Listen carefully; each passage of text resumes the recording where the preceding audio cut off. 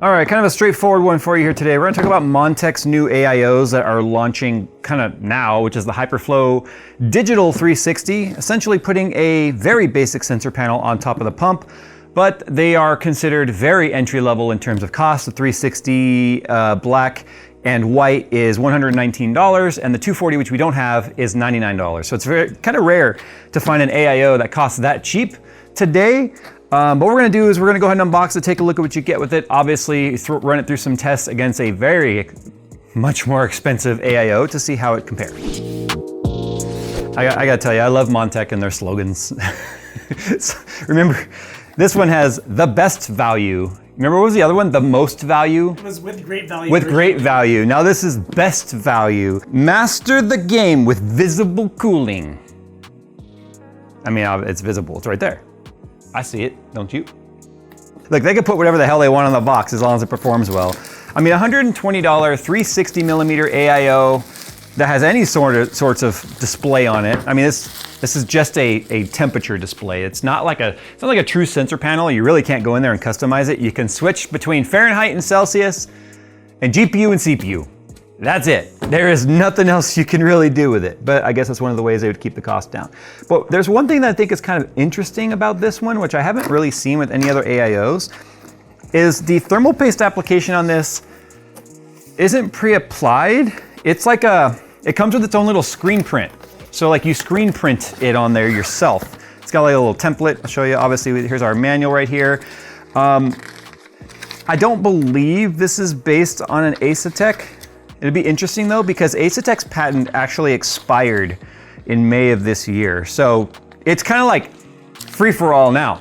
Everyone can kind of just do the whole AIO however they want. It might still make sense for a lot of brands to maybe utilize Asetek to get up and running with it, but now they don't have to license it anymore.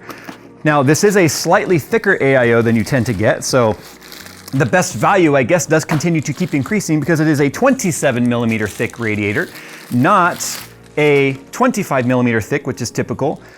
Actually, the fans feel really nice. You can see we've got some daisy chained, although proprietary fans that connect together through a proprietary plug. You can continue to even expand this off to other fans, I guess, if you add more, because these fans are available separate from the AIO. This is their E28 fan, they call it. But you can see on this side here, it's got a conversion plug that converts it to standard 3-pin ARGB, as well as a 4-pin PWM.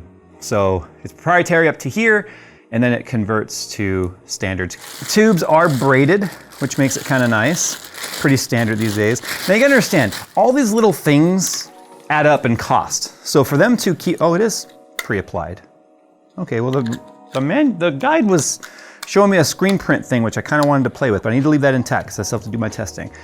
Anyway, we do have a USB cable. Obviously, that's a way that it needs to communicate to get the temperatures. We do have here, coming off the pump, well, 3 wires technically, which makes it a little bit more of a pain in the butt to cable manage, but you gotta have some caveats somewhere for the price point.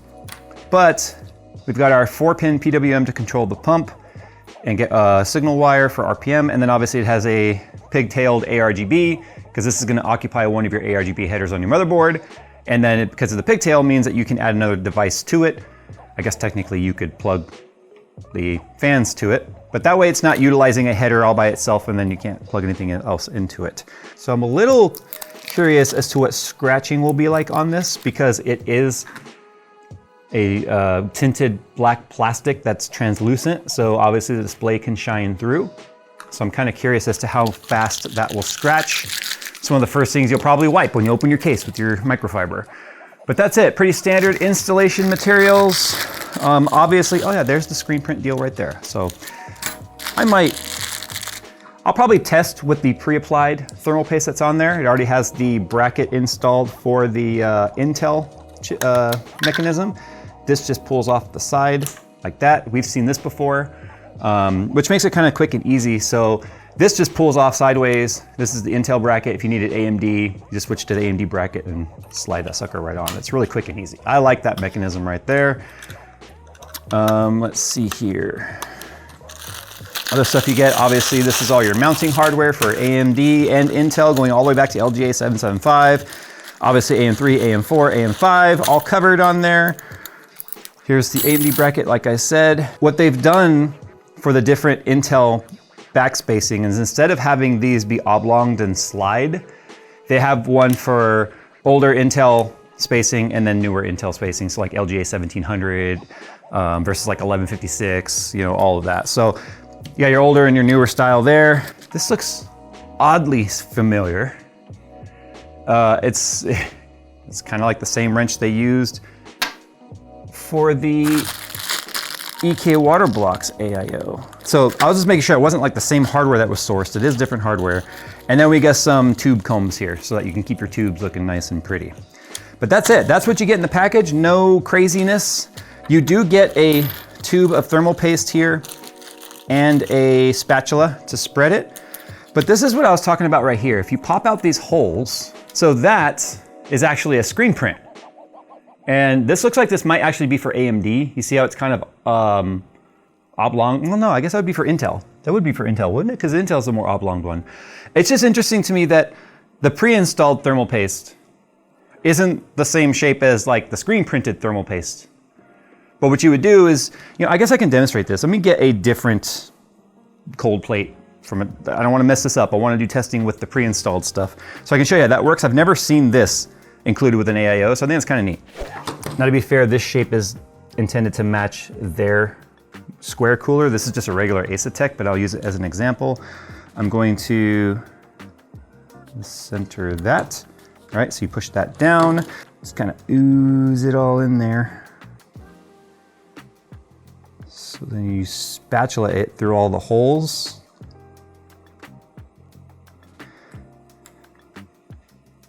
Pretty. Yeah, but I don't know. I mean, how well is that gonna work, right? Like how much thermal paste we left on the thing? It seems a little wasteful to me versus just doing like the P method, or if you already have the spatula, just apply it to the CPU and pre-spread it. Like this is okay, I guess. I'm gonna trash that. All right, so I've already got my baseline done. I've already tested. So the AIO I'm gonna put this up against right now because I'm quite curious how it performs against one that's way more expensive. It's actually the EK Nucleus, because that's what's already on one of our test benches there. The exact Nucleus that I have installed on my test bench right there by EK is actually $180, so that makes it $60 more expensive than this. They're comparable because they're both ARGB versions. Although the EK version does not have any sort of temp display or anything on it. It's just an RGB, which is very basic. So this is a $60 less cooler. And I honestly feel like these fans are gonna definitely outperform it because they're 28 mil thick. So obviously that'll increase the static pressure. If we look at some of the tech specs right here, 4.01 millimeters of H2O. I don't know if that's combined or per fan. That seems really high for a single fan, but either way, these blades are fairly beefy. They're pretty heavy. The bearing feels nice. Doesn't say what type of bearing they are. I'm assuming they're more than likely a fluid dynamic bearing because that's one way to keep the cost down. Okay, installation, I'm gonna need this bracket right here. It has some 3M tape on there to keep it on the back of the motherboard so you're not fighting with it falling all over the place.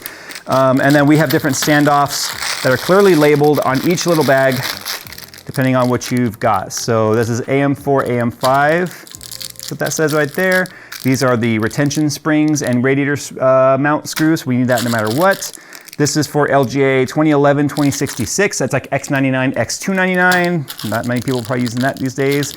Let's see, LGA 1700, which is what I'm gonna need.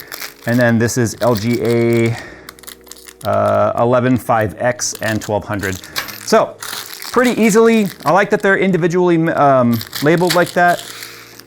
All right, time to get this installed, kind of run through my tests, and then we'll come back with the results. All right, just spent the last couple hours testing the HyperFlow 360. I do like these fans. I like the aesthetics of them. I like the rubberized corners. I love the fact that they're pre-installed. I really hate when I have to install the fans on the AIOs myself. Now, obviously that assumes, because the cables are on this side, that let's say you're facing the Windows side of the PC, that it will always be going that way, right? With the tubes like this. This is almost always the way it will go. I guess technically, even if it was on like the motherboard side, like the motherboard wall tray thing, like how a lot of the dual chamber fish tank are, you'd be flipping these fans around. But that's easy. I mean, most people will be installing it in a traditional way, I think, for the most part. So not having to switch the fans around would be kind of nice. Although these do feel like beefy fans. I'm just shocked at how good they are, or at least how good they feel, given the price point of this. Let's talk about the line charts real quick. So I just did 2 tests.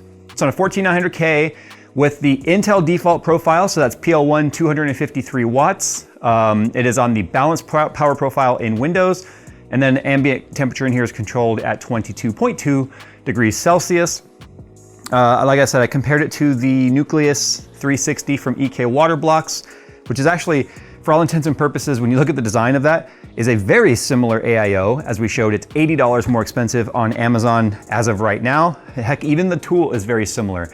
This is not the exact same tool that they use, because this is an actual hex head where theirs has more of a like a spline type of design, where the inside looks like the outside, but it's a very similar type tool. And I like this because it allows you, when you install it, and I'll do an install demonstration in a second here, you can see this is one of the standoffs here for 1856/1700 LGA. Because it's a hex, you can get that on there just fine, but because it's a spline, you can get it nice and tight, but you're not gonna be over tightening it because you only can get so much grip this way. As soon as it's snug, you just leave it. But when it comes to the temperatures here, the fans were locked at 1800 RPM on both. Because I don't have a way to noise normalize at 40 dB standard, because this room is too noisy to even find a proper noise floor to even normalize to 40 dB, I decided to go ahead and leave all of the PL states and everything on with the CPU, not lock that down, keep that into a real world type of scenario where the cores can speed up and slow down and go into power save mode depending on the type of workload it sees. But I left the fans because they're both 2200 RPM fans between both these AIOs. I figure going into the future of testing of AIOs for me, I'm gonna do locked at 1800 RPM, whatever that percentage ends up being. So in the Montech instance here, it ended up being approximately 77% fan speed. It was like 9.34 volts is what it worked out to. And it was nearly identical to what it took on the EK Waterblocks, the Vardar type fans that are pre-installed on there. So they're very similar in that aspect, except for these are 28 millimeter fans and those are 25 millimeter fans. So when we look at the first test here of OCCT, which is a normal CPU test with a fixed thread count, AVX20 or AVX2 with 20-minute duration, you look at the line chart, it looks like a wash. I mean, the blue line is EK and the pink line is Montech, and they look nearly they pretty much are identical. Which initially I look at that and I go, oh, it wasn't any better than the EK. It's like, well, that's a good thing because the EK was 33% more expensive. Keep that in mind. It was 180 bucks versus 120. So that's already kind of a loss for the more expensive brand, right? If we take a look, and that was package temp, by the way.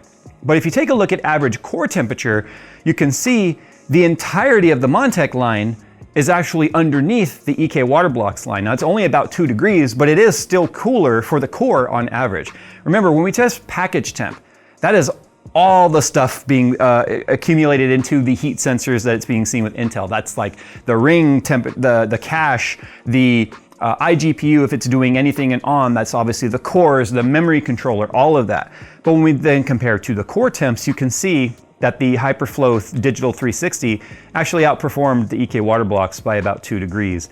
Now, in a more real world scenario where OCCT is it's a stress test, it is going to push the temperatures as high as they can, depending on the instruction set and the style of the test. I left it on normal, not extreme, but you can dial these tests in to be not just stress tests, but true torture tests, which isn't indicative of real world testing when it comes to AIOs.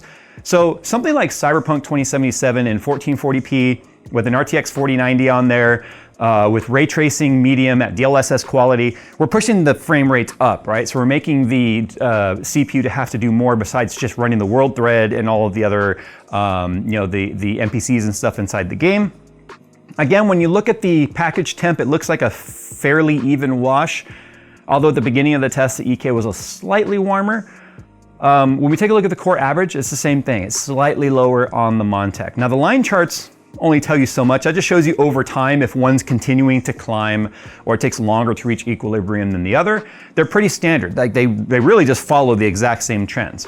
When we look at it in a bar graph where we actually look at averages, in OCCT, we have TJ Maxx on here at 105. So I put that on the chart just so you know where the headroom is, so you can visually see the headroom. The HyperFlow for the package temp in OCCT was an average of 76.9, where the Nucleus was a 76.64. So 0.3 C hotter on the package on average. But if you look at the core temp, the core averages were 67.37 for the Montech.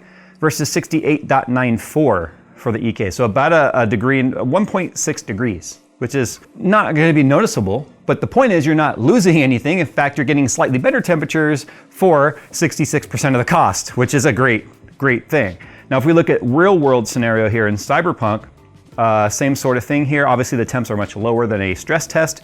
The nucleus package is at 61.1 versus 59.9 for the Montech. Again, essentially a wash at only, 0.15, somewhere around there, 0.15 of a C. But the core average temps, the EK nucleus, 49.46 versus 48.36. So that was 1.1 C cooler on the Montech. So those could probably be run 10 times, and those could actually probably swap positions 10 times. Or we could assume that the 3 millimeters of extra thickness on these fans is increasing the static pressure just enough to give slightly better cooling, which is fine. Let's talk about the screen real quick. That should not be a reason you buy this cooler. That's where Montech kind of lost me on this one. The screen needs work. One, it's so aggressively tinted that even the RGB ring around the outside barely shows through, and then the screen is not customizable at all. You get 2 options, well, 3 buttons technically in the software. You've got on and off, which I guess you could leave it off. If you switch it to off, the RGB ring around it still lights up, but the digital screen goes off. You get Celsius and Fahrenheit. There is no reason whatsoever anyone in the world should be running Fahrenheit to test their CPU and GPU temperatures or to keep an eye on them. I think that's one thing we can all agree on. Although the US does not conform to the standard measurement systems around the world, we stick to imperial and Fahrenheit. We all speak Celsius when it comes to our temperatures, right? So there's no reason to have Fahrenheit in there at all. And then you can switch between CPU and GPU. The colors are non-customizable. At the top where it says CPU or GPU is blue. The colors themselves are white. The Celsius is, I believe it was showing green, and then Fahrenheit showed blue, I think, if you switch the two. And then it has like kind of a little bar on the side that shows kind of like how far you are from reaching max temperatures. That is the way that the pressure spread was on the pre-screen printed thermal paste that's applied to the cold plate. So that's why I didn't want to touch it or remove it to test their little screen thing. That I think is a much better application than what we would have gotten with that sticker deal. So I'm glad we didn't use that. But it's a nice even application, and the temperatures obviously showed. But the biggest issue with the screen is the scenario which most people are gonna really want that is to kind of see, like if you're not running any sort of sensor panel or any sort of temperature monitoring software like Hardware Monitor or HW, Hardware Info 64, or any even built-in motherboard software, if you're just a regular user who plugs it in and you're like, oh look, there's this thing, you're probably not gonna be running on any of that extra software. But if you wanna know what your max temps are gonna be, you put it under a stress test or some sort of a torture test, like I said, if you wanna see what the true potential and capability of the cooler is. Well, the problem is that program gets such low priority to the core affinity that it completely shuts off when you run a stress test. Now the program is up, like you can see right here in this video, it's up. And I started the OCCT, and as soon as it engaged and took full control and full priority of the CPU, the software just got completely omitted from having any sort of processing power attributed to it. And when the screen doesn't see the software sending in information, then it just blacks out the screen, it goes away. And as soon as you stop the test, it comes back. Now, when I did this for longer, tested it for about 3 or 4 minutes, the screen kind of came on and turned off and kind of came on and turned off, which is not a good thing because I feel like by default, it should be able to constantly communicate in some way. Obviously, a power user could go in there and go into the process and give it some more priority or up the priority of it so that it continues to get some sort of communication back and forth with the AIO cooler and the display. But an average consumer is not gonna know that. And if an average consumer is shopping at this price point, they should not have to go in and make changes for it to work in all scenarios. So that's where the screen to me kind of gets a real big fail. I'm hoping that's something that maybe they could expand upon in the future. I'm hoping the screen can maybe become a little more customizable in the future, maybe with, instead of showing temps, maybe a motion background or something. It's kind of the whole allure of having a screen. But let's put it this way, at this price point, the screen is a bonus. It should not be the entire purpose of which you buy it. It should be that it's a $120 US dollar cooler. that happens to have a screen on it that might get some better support in the future. Now let's talk about the installation here real quick. It's actually quite simple. I'm going to demonstrate it here in real time. So because this is Intel, I've got the back plate. It's pre-installed. In fact, I'm going to go ahead and wipe off this thermal paste before I get it all over me. We've got our 4 standoffs, which are for 1700 or 1856. This happens to be an 1856 motherboard right here. It's a Core Ultra, which has not been used or touched since we did our initial review. And there it is, still just sitting there, completely clean because we never used the dang thing. But it's perfect for an example. We've got our hold down screws right there and our tool. So first things first, you can see the tape is already exposed. We are going to line that up on the back of the motherboard right there. It's taped on, so now it won't fall off, which is great. Now you can see we've got our standoffs right there kind of showing through. And what I like about the standoffs is they stick up above the motherboard about 0.5 millimeter, which is nice because it means if you crank the sucker down, you're not grinding into the motherboard layer at all. So it doesn't need any sort of washers or anything because that standoff does stick up slightly above the motherboard, which is kind of nice. Now this tool makes it awesome because this motherboard happens to have big heat sinks around it on the VRMs, making your fingers hard to get in there. But the tool gets on there nicely. Just crank it down. Don't have to over tighten it. There we go. Take the AIO pump, which in this instance is going to go about this way. We'll assume there's thermal paste on there, right? Then you can take these. The springs are retained onto the cap, which is nice. So they're not going to go bouncing and rolling onto the floor and then you never see them again. Yeah. So we'll just go ahead and get this started on each corner. And then when you tighten it up, it's basically going to be a star pattern, kind of like you're tightening a wheel on a car. And then just tighten it down until the threads stop, and then that's it. Just stop because they're bottomed out.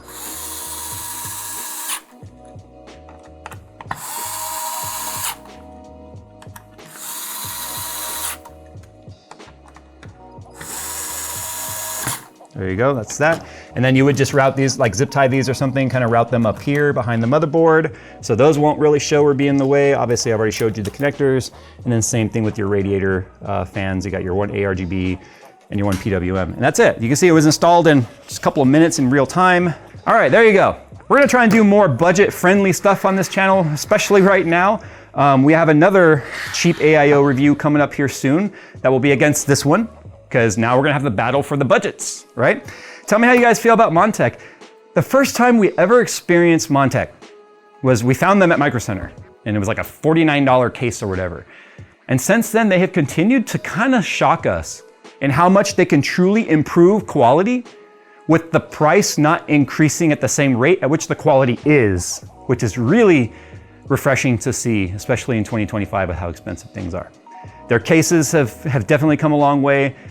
In terms of the quality, the build quality, the weight, this overall feel of it. This AIO right here, like if you were to set this in front of me, just be like, Jay, guess the price. I probably would have guessed a minimum, absolute minimum of like 160. If I couldn't see the brand, I just saw the fans themselves and I see the pump style, the tool and all that, I probably would be like, oh, it's probably an EK, to be honest, just based on that. I would honestly guess even more than that. I'd probably guess like 179 or something like that. But for $119.99 on Amazon for both white or black, white has no premium. I don't know how Montech's doing it. I don't know who they've got some dirt on in the manufacturers to keep the price down, but they've got something on someone and we're benefiting from that. All right, guys, how do you feel about this? Would you put this in your system? And don't forget, the 240 is only 99 bucks.